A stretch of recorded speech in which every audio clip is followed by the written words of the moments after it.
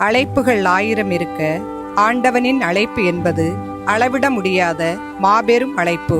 யாரை முன்குறித்தாரோ அவர்களையே தமக்கு பின் தன் பணியினை நேர்த்தியாகவும் சிறப்பாகவும் செய்ய 12 திருத்தூதர்களை தேர்ந்தெடுத்தார். இந்த வரிசையில் இடம்பெறும் திருத்தூதர் நத்தானியேல் என்ற இயற்பெயர் தாங்கிய பர்த்தலேமியுவின் வாழ்க்கை சரித்திரத்தை அறிந்து கொள்ள வேண்டுமா? இதோ 2000 ஆண்டுகளுக்கு முன் பயணிப்போம் வாருங்கள். கானா ஊர், அழகிய சிற்றூர், அகிலத்தில் அறியாதவர் யாரும் இலர். இயேசுவின் முதல் புதுமை அரங்கேறிய அழகிய எழில் கொஞ்சும் ஊரில் 6 புதல்வர்களோடு 7வது இளைய மகனாக இம்மண்ணில் அவதரித்தவர்தான் திருத்தூதர் பர்த்தலேமியு. இயேசுவின் அழைப்பை ஏற்றுக்கொண்ட பிலிப்பு தன் நண்பன் நத்தானியேலிடம் தனது மகிழ்ச்சியை வெளிப்படுத்த விரைகிறார். நத்தானியேல் இறை வாக்கினர்களும் திருச்சட்ட நூலில் மோசேயும் குறிப்பிட்டுள்ளவரை நாங்கள் கண்டுகொண்டோம். நசரேத்தை சேர்ந்த யோசேப்பின் மகன் இயேசுவே அவர். நாசரேத்திலிருந்து நல்லதேதும் வர முடியுமோ? நத்தானியேல், வந்து பாரும். இவர் உண்மையான இஸ்ரேலர், கபடற்றவர். என்னை உமக்கு எப்படி தெரியும்? பிலிப்பு உம்மை கூப்பிடுவதற்கு முன்பு நீர் அத்திமரத்தின் கீழ் இருந்தபோதே நான் உம்மை கண்டேன். ரபி, நீர் இறைமகன், நீரே இஸ்ரேல் மக்களின் அரசர். உம்மை அத்திமரத்தின் கீழ் கண்டேன் என்று உம்மிடம் சொன்னதாலா நம்புகிறீர்? இதைவிட பெரியவற்றை காண்பீர்.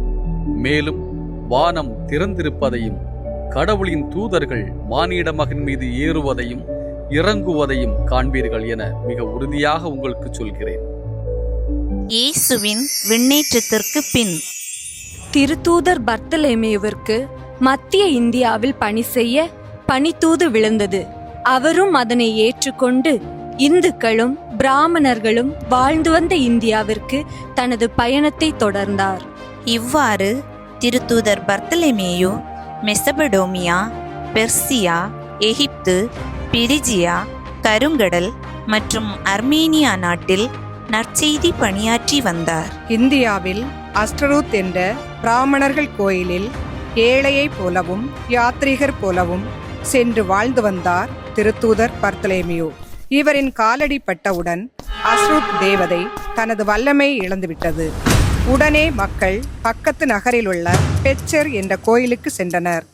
பெச்சர் அம்மக்களிடம் பர்த்தலேமியுவின் காலடி கோயிலில் பட்டதால் தான் இந்நிகழ்வு நடந்தது என கூறியது. அக்கோயிலில் இருந்து திரும்பிய மக்கள் திருத்தூதரை மதித்து போற்றி கிறிஸ்தவத்தை தழுவினர்.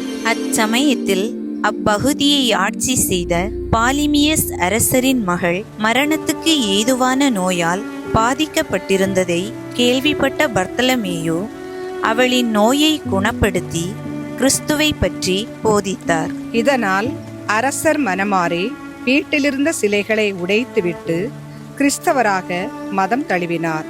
இச்செய்தி உலகெங்கும் காட்டு தீ போல பரவியது.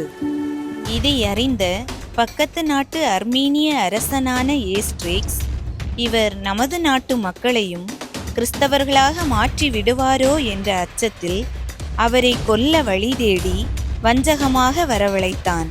அரண்மனைக்கு வந்த பர்த்தலேமியுவை அல்பனா போலிஸ் என்ற இடத்திற்கு இழுத்து சென்று கத்தியால் உயிரோடு தோல் உரித்து இரத்தம் சொட்ட சொட்ட தலைகீழாக தொங்கிவிடப்பட்டு தலையை வெட்டி கொடூரமாக கொலை செய்து கடலில் வீசி எறிந்தனர்.